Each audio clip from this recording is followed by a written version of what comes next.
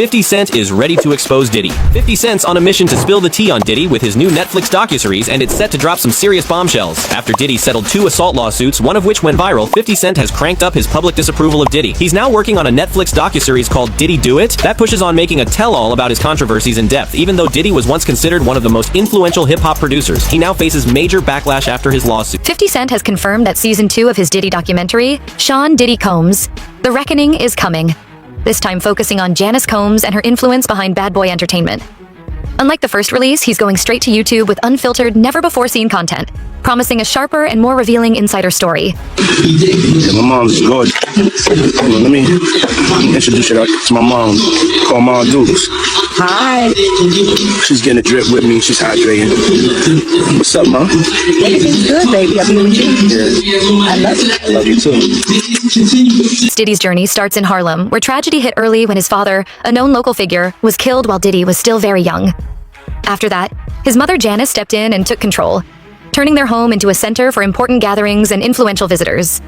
In those rooms, Diddy got an early look at how power, reputation, and influence worked. She came out defending her son, man. How you feel about that? She made a comment saying that he's not a monster. I guess this is my newfound career, so I'm going to say what on my mind and what I think, brother. First of all, that's his mother. Wrong, right, or indifferent, she gonna lie, steal, kill, and protect her child. That's what she's supposed to do. But the apple don't fall far from the tree, man. You got to realize that. You know, he didn't get all this from his daddy because he didn't know his daddy, even though they try to say his daddy was some big time drug dealer in the whole 9 yards. You understand? He didn't get this from his daddy. You got to realize, man, you know, his mother had a modeling agency, and it was alleged that it was also Ladies of the Night, a pushing ring too. From the start, Janice was driven by ambition, using her connections to secure her place in Harlem. After Diddy's father passed, she focused on shaping him as part of her rise. Their living room often became a stage where young Diddy performed and soaked in attention, learning early how presence, influence, and the spotlight work. But when I said Diddy mother might be the originator of the freak-offs. All right, so tomorrow Peacock is dropping. According to the Rolling Stone, the doc features an alleged childhood friend of Puff's, hip-hop producer Tim Dog Patterson. He alleged that Janice, Diddy's mom, would often throw parties at Diddy's childhood home. He says that during the parties, it wasn't uncommon to walk into rooms where adults was having sex. I mean, that was just their normal. And the doc, when talking about the parties, Tim says, verbatim, "That's what we were privy to. This was what we were fed." Was it the sense of... A more intense side of Diddy's upbringing comes into focus as insiders describe how calculated Janice's influence was. Sources, including Gene Deal, say her guidance shaped him early to command attention, gain recognition, and understand influence. Lessons that later powered his rise in the music industry. This man was talking about that his mother could take her palms and bend over and put them down on the floor. Not bend over, but she could stand straight up and put her palms on the floor, bruh. He's saying that about his mother. Who describes any of their mother action like that in a sexual way? And then, you know, I don't know how many dudes do kiss their mother in their mouth when they 50, 60 years old or something like that. That's them. That's their whole thing, man. But that was a little kind of weird for me. And then his mother wore the same white fingernail polish that Cassie described that he liked to see her and other models in when she was describing her lawsuit. And what's crazy to me is that, man, it seemed like him and his mother had this, I don't want to get too deep, man, this Oedipus. The patterns from Diddy's early life later showed up in the empire he created, from his high-profile events to the image he projected, echoing what he experienced growing up. Janice remained a constant presence, subtly guiding his direction and reinforcing the path she had set, showing how deeply her influence shaped the person he ultimately became. And do you remember this, bro? Check it out. People tell off on themselves so much, man, and I don't understand when people don't catch it. Diddy has said this. He said, when I give a party, I have to have an ambulance outside of the house. Paramedics ready. That people have to take IVs. Remember the time that him and his mama kissed each other on the lips? Yeah, I remember that video. Do you remember that both of them was getting the IV at the same time? Yeah, I did notice that, yep. That's from the Diddy freak off party. And I'm gonna say allegedly. So let me ask you this. You knowing her at one point, you knowing her personally, is she the kind of person that, you know, will be a part of a freak off or no? I think that she liked to party, and she party with young people. She's always been like that. She always copied or emulated Little Kim and Mary J. Blige. Or they emulated her. The blonde hair, the nails, the high boots, the age-appropriate, inappropriate clothing. Gene Deal highlighted the intense bond between Diddy and his mother. After his father's death, Janice made him man of the house, placing heavy responsibility on him. Over time, her influence touched his social life, public image, and decisions, shaping the habits and choices that fueled his rise. A relationship, whether it's physical or mental, with a mother and a son. So I'm looking at his mother and him on the couch, and both of them are getting IVs after one of the Diddy parties. Allegedly. I'm gonna say allegedly because I wasn't there and I didn't know, but they showed them both getting IVs on the couch.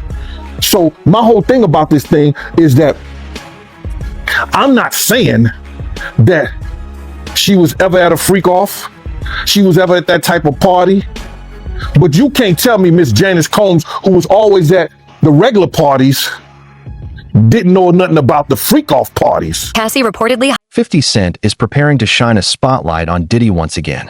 With a brand new documentary series, he's promising to reveal even more about the controversies surrounding the music mogul.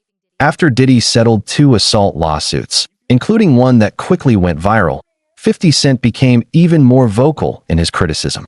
His upcoming project, Diddy Do It, takes a deeper look at the allegations and controversies that have surrounded Diddy. Once regarded as one of hip-hop's most influential producers, Diddy now faces growing public backlash following those legal battles. 50 Cent has also confirmed that a second season of his documentary, Sean Diddy Combs, The Reckoning, is on the way. This time, the focus shifts to Janice Combs and the influence she allegedly had behind the scenes at Bad Boy Entertainment. Unlike the first installment, this release is headed straight to YouTube with unfiltered, never-before-seen footage, promising a more direct and revealing look from insiders. Yeah, my mom's gorgeous.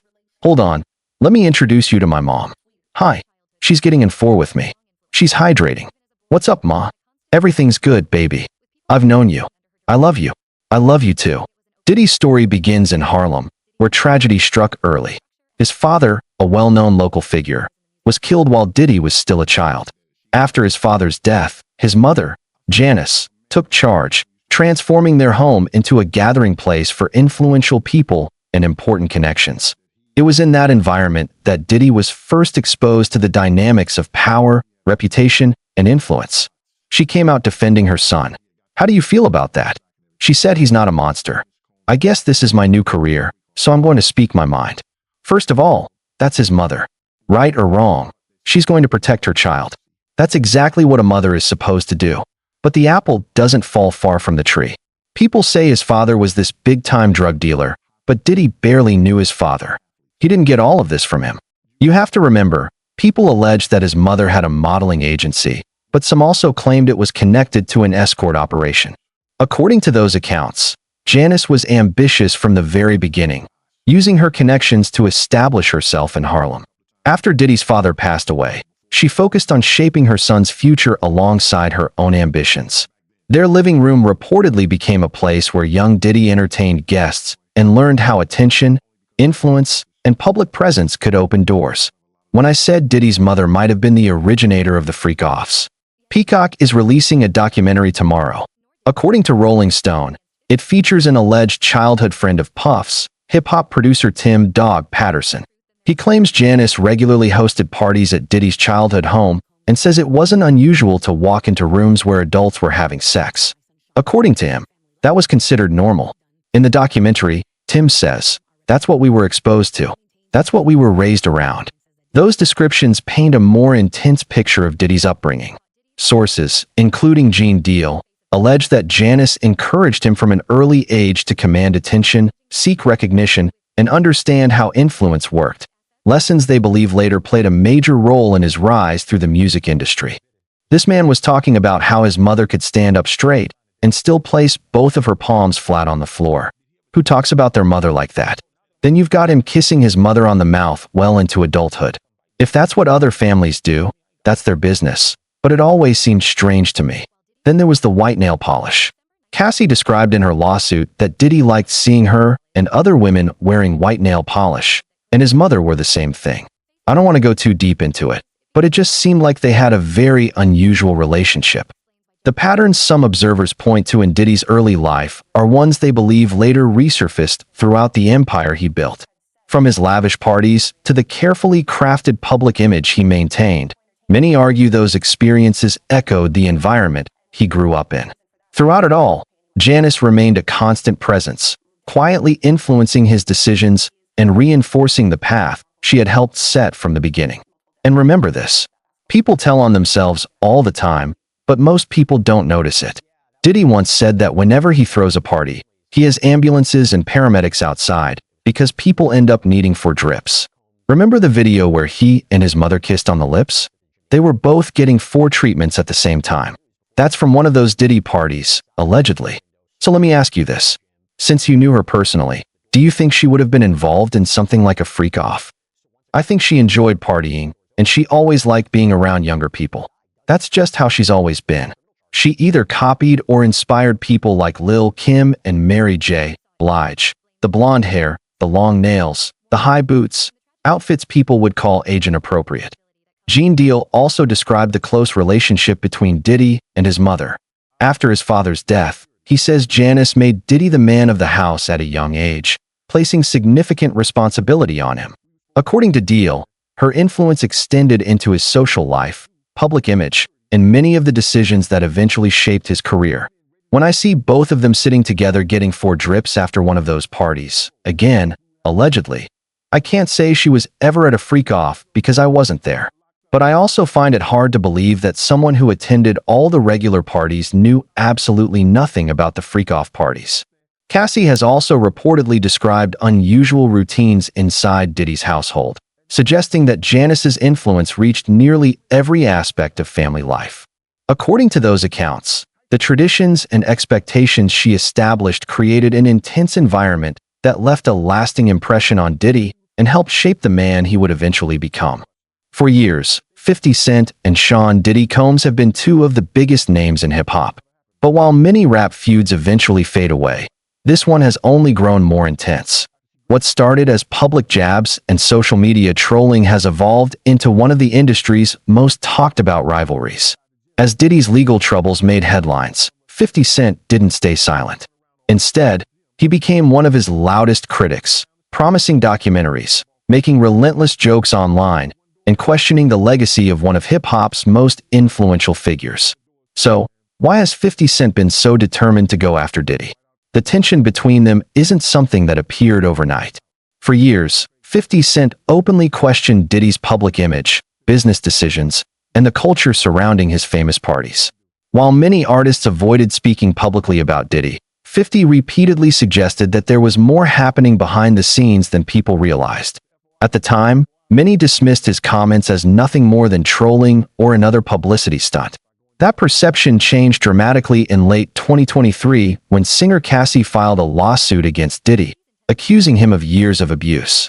Although the lawsuit was settled within a day and Diddy denied the allegations, it triggered a wave of additional lawsuits and federal investigations that placed him under intense public scrutiny. As those developments unfolded, 50 Cent became even more outspoken. Through Instagram posts, interviews, and public appearances, he argued that the allegations deserved serious attention. He also announced plans to produce a documentary examining the accusations and the people who claimed to have witnessed events surrounding Diddy over the years. Unlike traditional celebrity documentaries, 50 said his goal was to include multiple perspectives and allow viewers to hear directly from people connected to the story.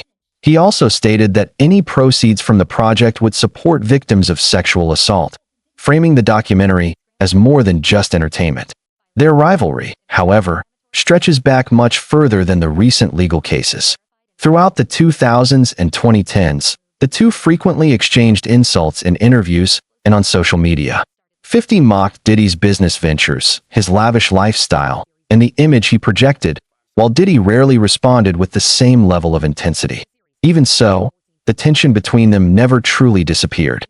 As Diddy's legal challenges continued to grow, 50's criticism intensified. He regularly commented on breaking news, shared memes, and reminded followers of past interviews and public moments that he believed deserved another look.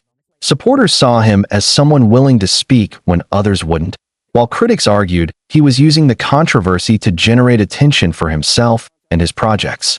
The rivalry reached another level when 50 announced a documentary series exploring Diddy's rise to power, the allegations against him, and the broader culture that surrounded his career.